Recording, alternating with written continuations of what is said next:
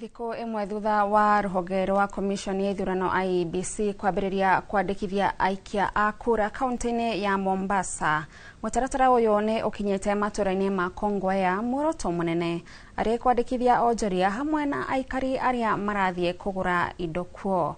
Marĩ mũtaratara-inĩ ũyũ, aikari na makĩria a yuthi nĩ morĩtio mahũthĩre mweke ũyũ meyandĩkithie ta aikia a kura nĩguo methurĩre atongoria arĩa mekũmarehera tabarĩra cia ũthii wa na mbere.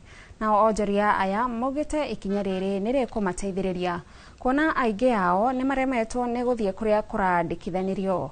Oho maikĩtie rĩtana kũrĩ IEBC ĩingĩre matũra-inĩ kwandĩkithia a Kenya aingĩ. Especially Gen Z, wazee wetu akina mama waziandikishe, wakuwe kila mtu akuwe kadi. Kama mimi niko kadi. So kila mtu akuwe kadi ndio tuweze kupata uongozi ambao unafaa. Waamuke kwa sababu wao ndio wanaturudisha nyuma. Mtu ambaye achukua kadi yake ya kupiga kula, yeye ndiye anaturudisha nyuma. Tunaomba vijana wetu, akina mama, watu wote wachukue kadi.